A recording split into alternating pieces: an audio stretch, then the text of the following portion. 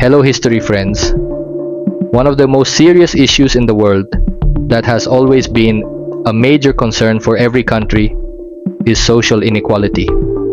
Social inequality is a serious problem because when the wealth gap between the rich and the poor becomes too wide, it creates injustice between these groups. The worst part is that when the rich accumulate significantly more wealth than the poor, they gain greater control, allowing them to implement policies that make the poor even poorer. A clear example of this is fiat money, the currency we use daily. If you frequently read economic news, you've likely heard of inflation. Inflation occurs when the value of our currency decreases, making the prices of goods feel more expensive over time. For instance, suppose last year the price of rice was $4 per kilogram, but this year it has risen to $6 per kilogram. The reason rice feels more expensive is not just because its price has increased, but also because the value of our money keeps decreasing.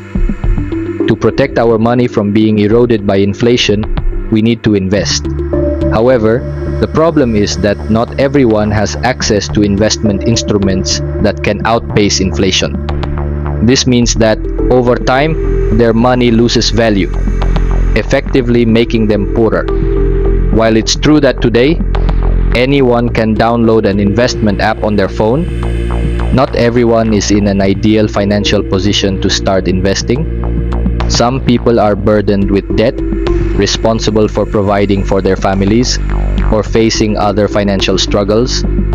This situation directly contributes to social inequality.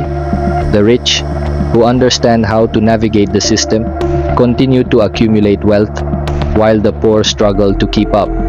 To illustrate the extent of social inequality, let's look at research from Oxfam, which found that the richest 1% of people control 2/3 of global wealth.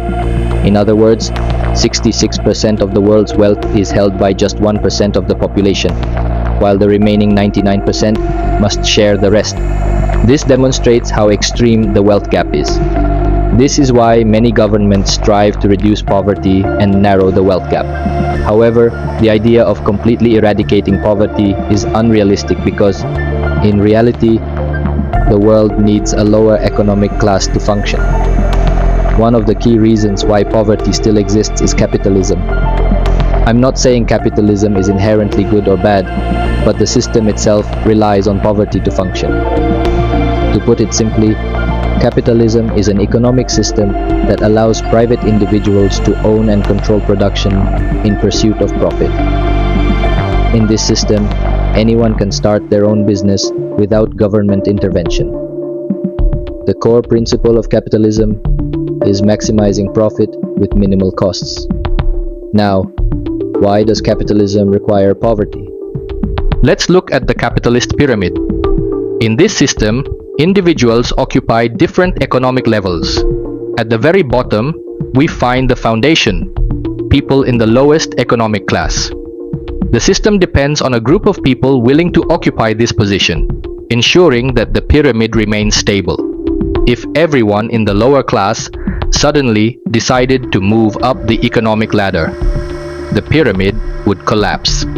That's why there are barriers preventing people from rising, whether through media, environmental influences, or even education systems that discourage critical thinking about financial independence. Capitalism allows individuals to build businesses freely, but these businesses rely on workers. If poverty were completely eradicated and everyone was financially secure, fewer people would be willing to work low-paying jobs. Without workers, companies would shut down, disrupting the production of essential goods and services.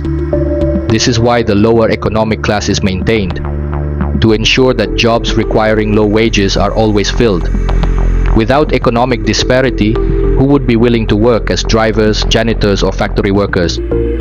This isn't about the jobs themselves, but rather the necessity of having people willing to do them in exchange for money. This is a harsh reality of capitalism. It needs a lower economic class to sustain itself. If no one occupied the lowest economic tier, the system would break down. So, can everyone become wealthy?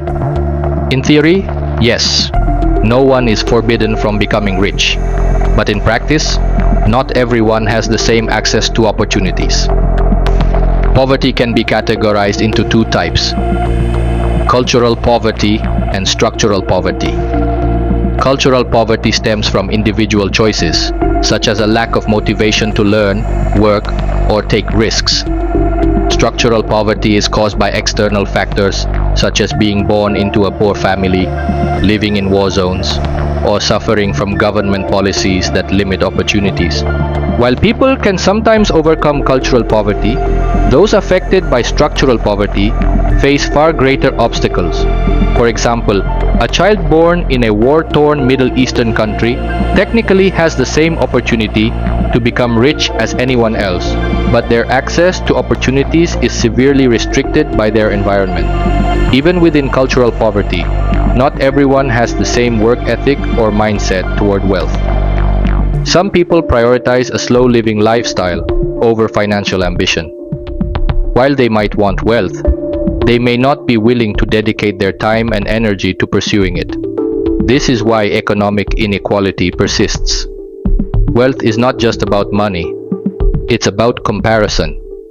Someone is considered wealthy when their assets are higher than the majority of those around them. If everyone in the world became billionaires, the concept of wealth would become meaningless. The only way to remain rich in such a scenario would be to own even more than other billionaires. However, extreme social inequality should not be ignored. When the wealth gap becomes too large, it leads to exploitation, where the wealthy take advantage of the poor, creating widespread suffering. Governments should not aim to eliminate poverty entirely, but rather work to reduce the wealth gap and improve the living standards of the lower economic class. For example, if the poor were earning $35 a day and policies raised that to $45 a day, this would make a difference. No matter how ambitious poverty reduction programs are, the truth remains: the world will always need a lower economic class. The real question is, which group do you want to be part of? Do you want to be in the minority that holds wealth, or in the majority that struggles to get by? This might sound harsh, but it's reality. Wealth is relative, not absolute. The rich exist because the poor exist. Wealthy individuals depend on low-income workers to sustain their businesses, just as the poor rely on the wealth of the rich to earn a living. Ultimately, the real issue isn't wealth and poverty, it's the extreme inequality between them.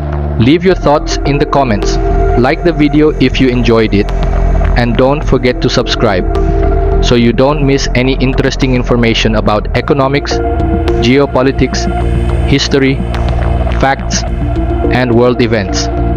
See you in the next video.